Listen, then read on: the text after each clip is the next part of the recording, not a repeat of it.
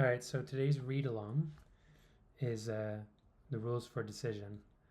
So we're going to go through this today, and I'm going to just share my thoughts whenever I have something I feel might be helpful. This is a great little section because, like most other sections, it summarizes from a particular angle what the course is really all about and the kind of essential practice that you can apply to everything that might disturb you, or just requires healing in some way. So it's sort of a universal solution, you could say. But anyway, I'll just read here, and if I come across something that I want to share, something I want to add, I'll just pause. So here we go. Rules for decision. The new beginning now becomes the focus of the curriculum. The goal is clear, but now you need specific methods for attaining it. So by now, you would have probably understand that the goal of the course is the atonement, which is, the end of the ego and the experience of perfect peace and happiness and remembrance of your source. But how do you attain it, right? That's the big question. The speed by which it can be reached is individual, depending on only this: your willingness to practice every step. Each one will help a little every time it is attempted, and together will these steps lead you from dreams of judgment to forgiving dreams and out of pain and fear. So if you dream of fear and judgment, you're going to live a very miserable life. But if you forgive, you'll be happy, right? So here we're going to go through the practice of how to shift from the dream of pain into the dream of happiness. So continuing on. They are not new to you, but they are more ideas than rules of thought to you as yet. So now we need to practice them a while until they are the rules by which you live. We seek to make them habits now, so you will have them ready for any need.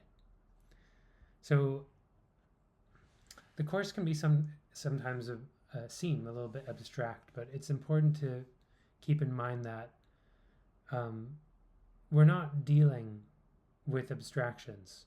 That's not really what the course is about. It doesn't bring you to an abstract level and just leave it there as philosophical musings.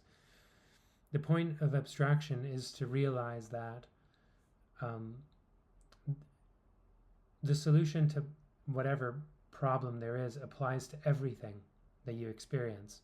So it's much easier to talk about every single problem as an abstraction rather than say, oh, you have money issues or money insecurities, or you have, health issues or whatever. It's better to just say, if you have any issue, this is how you approach it. So just because it's an abstraction, that doesn't mean it's unrelated to real life. Let's put it that way. Continuing on. Decisions are continuous. You do not always know when you are making them, but with a little practice in the ones you recognize, a set begins to form which sees you through the rest. So this is basically what I'm saying here. You're building a set. You say, hey, wait a second. I had this problem and I applied this solution and it worked. Oh, I had a different problem and I applied the same solution and it worked. And you just go through like that, and then you begin to see, oh, it's the same thing. Every single time it's just the same thing. So we're kind of building that set, but it requires some habit, some practice in order to kind of get the momentum going.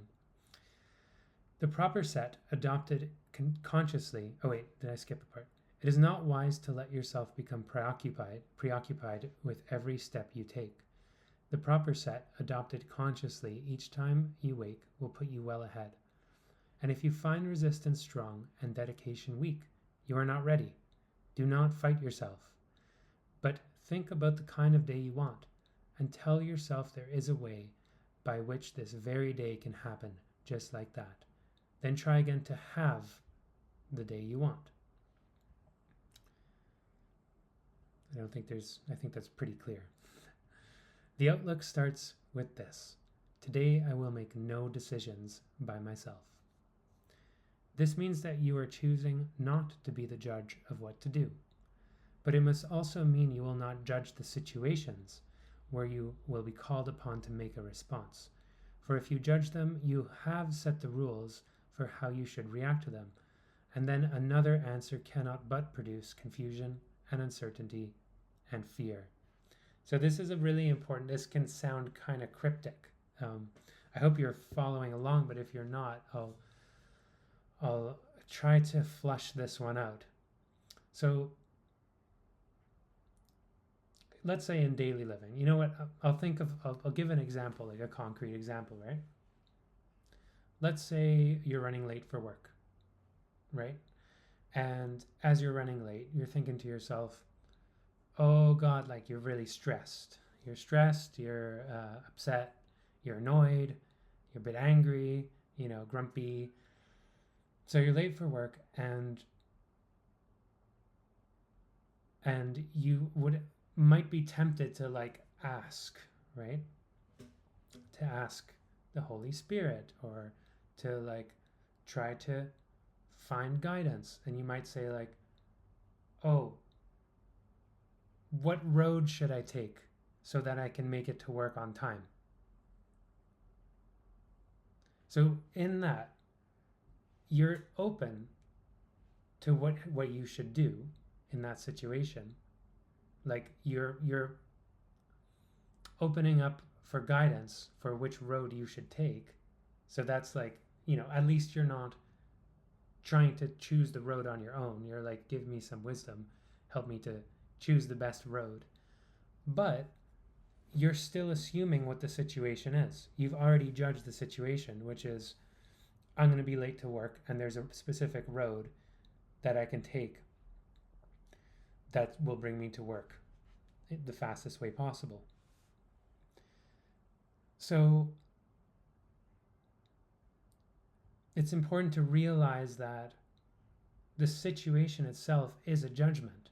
If you kind of introspectively look within you, you find all this thought-created stuff about what it means to be late for work, what work really is, how your boss might respond, so on and so forth. I won't go into all the fabrications, but the point is that the situation isn't a thing that's written in stone. It's something that you conjure up in your mind, you put together with thought, and that's the judgment. That's a judgment as well. So a decision isn't just which road should I take to get to work fastest. The decision is, what is the situation? Okay. And here it's going to elaborate a bit more.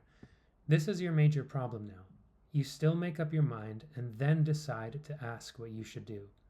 And what you hear may not resolve the problem as you first saw it, as you saw it first. This leads to fear because it contradicts what you perceive, and so you feel attacked, and therefore angry. There are rules by which this will not happen, but it does occur at first, everyone who listens well. Okay, isn't this interesting? So let's go back to that example. You're driving. You ask, which road should I take? But then you think, okay, maybe that's not the best question to ask. So instead you ask something along the lines of, I know you don't have to put this into words, I'm just trying to describe it. But, what's really going on here? And you start investigating that initial judgment you made that made the situation look how it looks to you, which when you accept as true, there's only certain avenues you can take to solve it, right? So you're basically restricting the solution. Now there's only certain roads, and the question is, which road should I take, right? I I'm kind of repeating myself, but so what happens when the Holy Spirit says, well, actually, it doesn't matter whether you're late to work or not. Let's just say something like that. And I'm putting like a voice, like it doesn't have to come as like a voice or anything like that, but I'm just trying to get the general idea across by putting this stuff into words and making it kind of specific so it's relatable. So what happens if let's say, imagine you were sitting next to someone in the car and that person said, actually, it doesn't really matter whether you're late to work or not. How would you feel? You'd probably get angry. You'd probably be like, now hold on a second, like, you don't have my job. I know my job. I know what's going to happen. And you can't tell me like how to feel or what, like, you can't tell me I'm wrong about that it's bad to be late for work, And that's kind of the anger. That's the resisting against the bringing doubt around the situation, which we are constricting through judgment. Okay, so once you've reached that point, now you're actually defending the problem. And that's really important to realize, because if you think about it, you actually, if you're getting angry at a voice that's telling you that maybe it's not a big deal if you're late for work, then you're actually defending the problem, and that means you value the problem more than you value the solution. So I think it's going to get into that a bit more here. Throughout the day, anytime you think of it and have a quiet moment for reflection, tell yourself the kind of day you want, the feelings you would have, the things you want to happen to you, and the things you would experience, and say, if I make no decisions by myself, this is the day that will be given me. So I don't think I have to elaborate too much on this. I mean, doing that kind of practice will obviously help you to orient your mind to be like, what is it really that you want? What is it really that, like, what kind of day do you want to have? Do you want to have a happy day? Do you want to have a miserable day? So it's being like kind of the reinvigorating the intention, which helps to make appropriate decisions. These two procedures, practiced well, will serve to let you be directed without fear, for opposition will not first arise and then become a problem in itself. So if you remind yourself of your intention for what day you want to have, then when you encounter some kind of opposition, you'll dismiss it so quickly that you'll be like, wait a second, this doesn't align with my day. It won't even, it'll just pass through you like nothing. You might not even notice it because you're so focused on the decision to have the day you want to have. So that's great. Let's say you do that in the morning, you have a great day, fantastic. And honestly, in my experience, that's kind of how it works. I mean, the times where I've got up in the morning and spent some quiet time actually thinking about the day I want to have, the feelings that I want to experience, the kind of things that I want to happen, I always have a happy day. Well, not always, but like, generally speaking, my day turns out really well. And yeah, so that's great. But what happens if you find yourself in a situation, right? So here it says, but there will still be times when you have judged already. And remember that whatever situation you think you're in is a judgment. You're judging all of the sensory experience, and you're putting together stories, and then you call those stories circumstances, right? It's all thought. It's still all thought. It's all judgment. But sometimes, in the same way, you might randomly be dreaming at night, and then you find yourself like, hey, why am I being chased by bears? You might find yourself in a situation already. So if you find yourself in a situation already, and it's funny, when I say like when you find yourself, it's like, it's kind of like when you come to your senses a little bit, you know? So like, it's like you have a moment of clarity and you're like, wait a second, I don't want to feel this way. What's going on here? So when you have that moment of clarity, where do you, what's your toolbox? Where do you go, right? This is the toolbox. So there'll still be times when you have judged already. Now the answer will provoke attack, unless you quickly straighten out your mind to want an answer that will work. Right? So as we were saying before, you're driving in the car, your friend says to you, doesn't matter if you're late or not, it's no biggie. That's an attack. You're attacking my problem, my situation, my circumstance, which is prejudged. But I'm not in that situation, hypothetically, where I can recognize that that's a prejudged circumstance. So I'm living kind of in the post-production, you could say, of thought. So I've thought out of a story, and I believe in that story, and then I'm defending that story even though it's causing me pain, and I call that a circumstance. So now the answer will provoke attack unless you quickly straighten out your mind to want an answer that will work. So it's like, okay, wait a second, I do want an answer that will work. Which road will I take? Probably isn't really the best solution, right? I want an answer that will work, that will bring me happiness. So, and now it continues. Be certain this has happened if you feel yourself unwilling to sit by and ask to have the answer given you. Again, are you resisting if someone says, doesn't matter if you're late or not? And I will reiterate, that's not always the answer, you know, I'm just kind of giving an example here. But if you're defending it, if you're defending that, if you're unwilling to sit by and ask to have an answer, right? That's like a sign. Like, have you ever been upset and you're so upset that you don't even want to ask for help? You're like grumpy and you're like, I don't care, like, right? What better sign is there? What better indication that you've decided, that you've judged a situation and a circumstance, you're not willing to let it go, right? So you have to remind yourself, you're like, oh, what kind of day do I want, right? But we're past that. Now you're in the post-production phase of thought, and you're miserable because of a circumstance.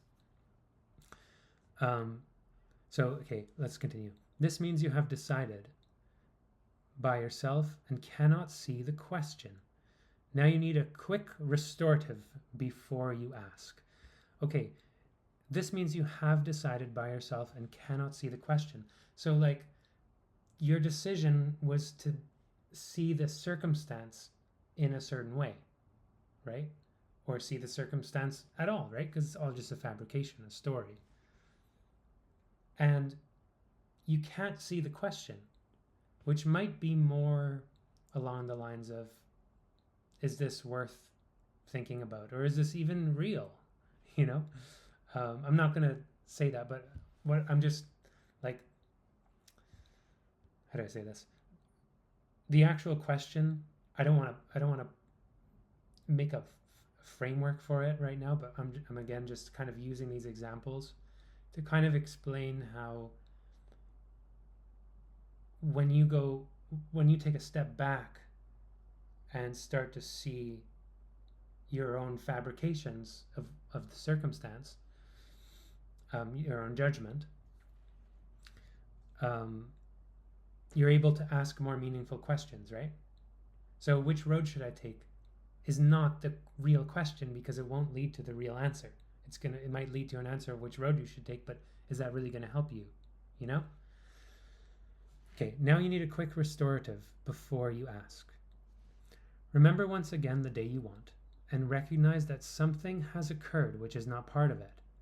Then realize that you have asked a question by yourself and must have set an answer in your terms. Then say, I have no question, I forgot what to decide. This cancels out the terms which you have set and lets the answer show you what the question must have really been. Okay, we're getting juicy here. So I hope this, is clear based on everything that we've been talking about. But I'll just go over it one more time. Remember once again the day you want, and recognize that something has occurred which is not part of it, right? Because you wanted to have a happy day, presumably. And then suddenly you're late for work and you feel upset and miserable, and you're like, wait a second, this doesn't match with the day that I want. Then realize you have asked a question by yourself and must have set an answer in your terms. So those are the terms. The question, like the prejudged situation, I'm late for work, I need to make it for work on time. The answer then is only can exist within those terms. Then say, I have no question, I forgot what to decide. So this is like, it says, this cancels out the terms which you have set, right? So it's kind of like, hey, I have no question. What was my question? Like, which road should I take? What was I thinking about? I don't know. What was that? Let yourself forget about the structure of the circumstance that you think you're in. Right? It's like, well, what is this anyway? I don't even know. What is being late? What is all? I don't know. I have no question. I don't know what the question is. Right? So you're backtracking on yourself. Instead of saying, which road should I take? You're saying, I don't know what the question is. So, and then it says, and lets the answer show you what the question must have really been. So if you're open-minded enough, that doubt can come around the whole circumstance and the whole situation, quote unquote, because it's really just a big conglomeration of judgments.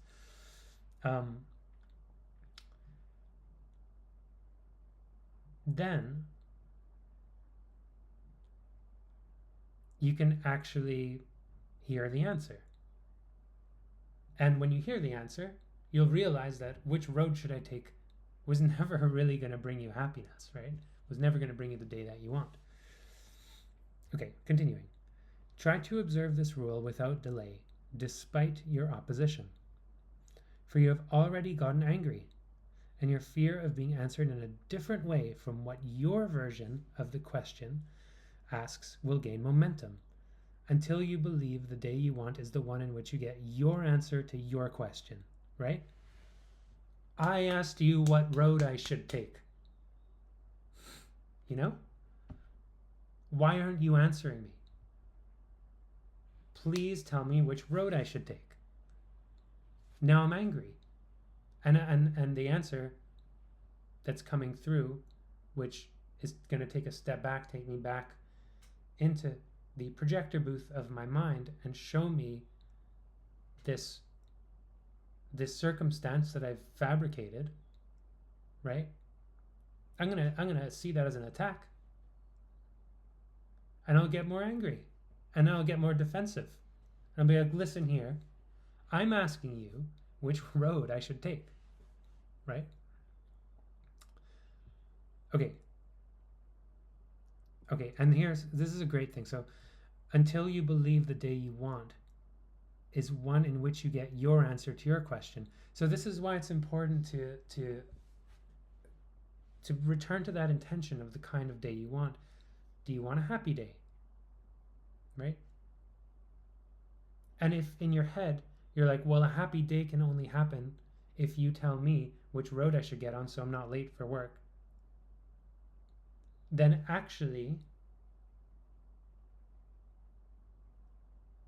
I'm believing that my problem, my answer to my problem, or rather the answer to my problem, will bring me a happy day, which means that I want an unhappy day, right? Kind of. And you will not get it, for it would destroy the day by robbing you of what you really want. And this can be very hard to realize once you have decided by yourself the rules which promise you a happy day. But these decisions still can be undone by simple methods which you can accept. Okay, so the longer you spend fabricating a story in a specific situation, the more it will feel real and the more you'll get engulfed in it, like in a 3D movie, right? The more belief, the more thought power, the more all this stuff, you start to make connections, you start to put all this stuff together. Next thing you know, you can write a novel about how being late for work is going to be the end of your life. If you know what I mean. So this is what it means by momentum. So the earlier is better, right? If you catch a thought fabricate, like, okay, let's say it starts with one thought. What if I'm late for work? It starts putting thoughts on top of that. And then it gets more complex. Oh, my boss is going to do this. That's going to happen. That's going to happen. And oh my God, the traffic is saying this, and so on. If you catch that in its early phase, it's much easier to hear the answer that would kind of dissolve those thoughts, you could say. Once you've made a whole story out of it, it'll look really real and it'll feel like you're denying reality. And so when the answer comes, you'll feel like your reality is being attacked. And by extension, it'll feel like you're being attacked because you're invested in this story. It's part of you now, not in reality, but like in your imagination. But these decisions can still be undone by simple methods which you can accept. Okay, if you are so unwilling to receive, you cannot even let your question go. You can begin to change your mind with this.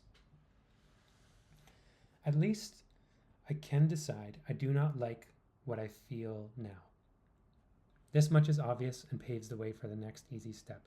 So this is just like, you have to negotiate with yourself, right? This is kind of what it's doing. You're negotiating with yourself because you're too stubborn to let go of, and when I say you, I mean me too, but like because you're too stubborn to let go of the problem, or rather to introduce doubt around the validity of the problem, because that's all you really need. But because of that stubbornness, you have to start with something that you know to be true. You won't disagree with that. At least I can decide I do not like the way I feel right now, right? If you're upset, if you're annoyed, you can say, well, I feel like shit. And that's true. Okay, next. Having decided that you do not like the way you feel, what could be easier than to continue with, and so I hope I have been wrong, right? Because if you're wrong about all this traffic stuff and being late for work and this whole story, if you're wrong about that, that's good because you get to have a happy day.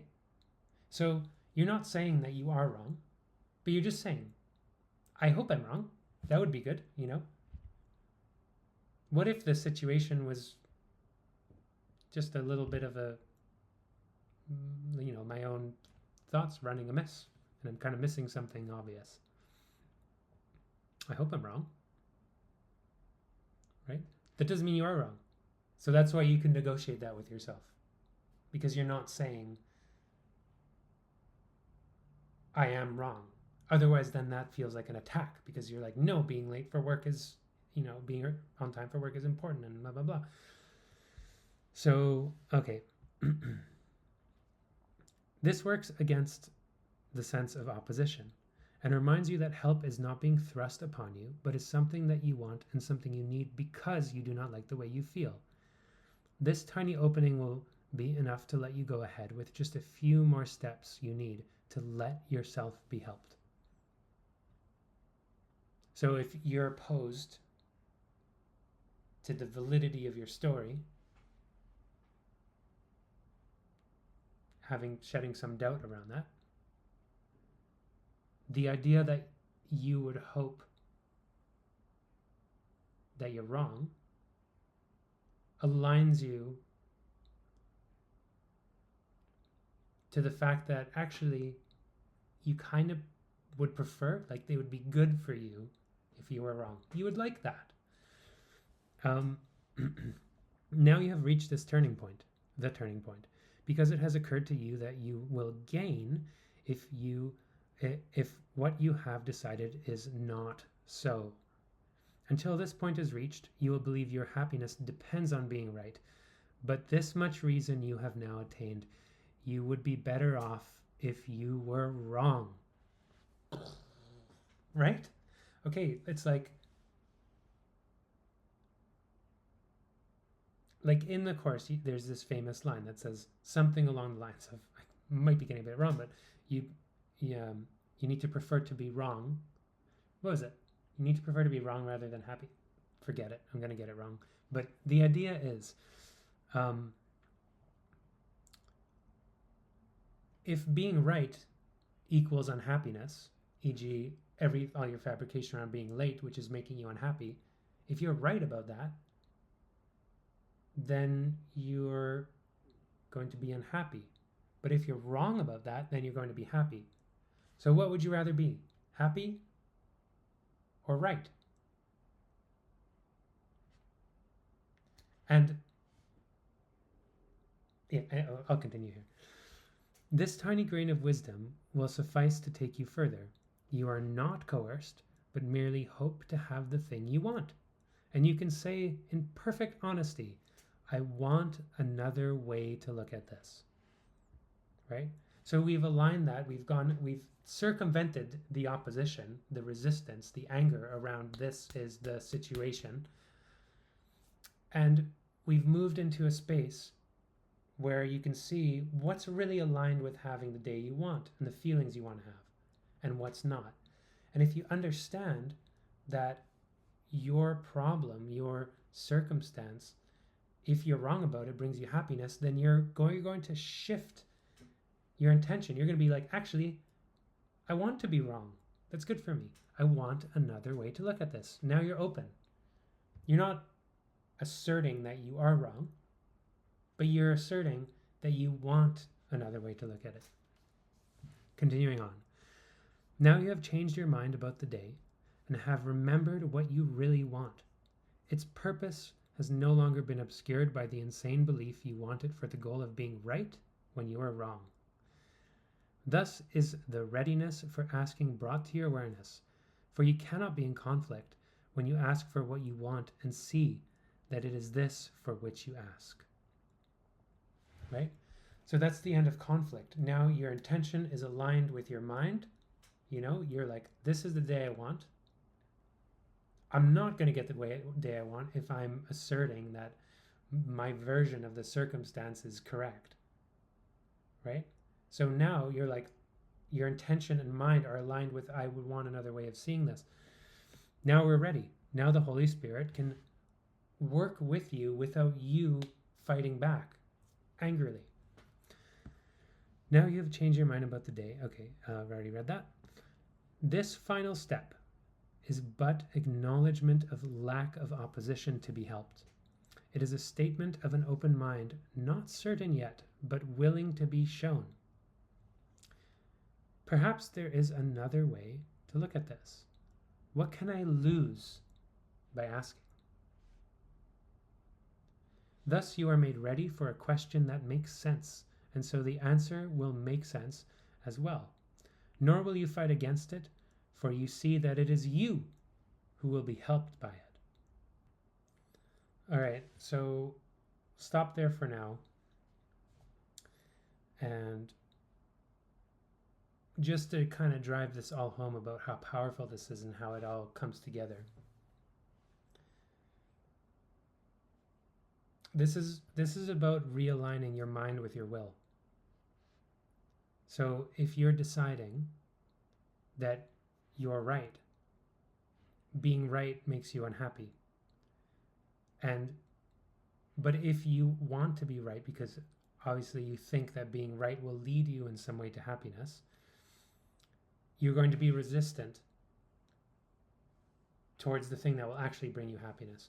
Now, happiness is your will, right? God wills you happiness, which means if you're fighting against your own happiness, that means you are not aligned with your will. Your mind is not aligned with your will. So whenever you're feeling unhappy, you can be sure that you're resisting your own will, because your own will is for happiness. And the Holy Spirit helps to reorient your mind to bring your will through you. So, like, if you're stubborn, and this is really, it's not a negative thing to admit that you're stubborn. Everyone's a bit stubborn. Like, stubbornness is if we weren't stubborn in any way, the whole dream would just be over. So let's not shy away from that label.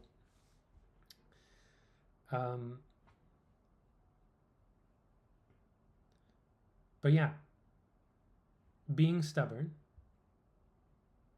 if you're unhappy, I mean, if you're stubborn and happy, that's a different story. But if you're stubborn and unhappy, that means you're resisting your own will. So you have to negotiate with yourself in these steps to help align yourself back with your own will, so then you can experience happiness. And let me just add, this works for everything. That's the reason why it talks about a set. What did it say at the time? Oh, golly. Where are we? A set. What did it talk about? A set begins to form which sees you through the rest. I mean, this is why we talk about a set, because it applies to, it's universal. It applies to all situations and all circumstances, because in every single one that upsets you, you are wrong. And that's a good thing. So if you want to be wrong, if you prefer to be wrong, if you prefer to be shown, then that's what you want, right?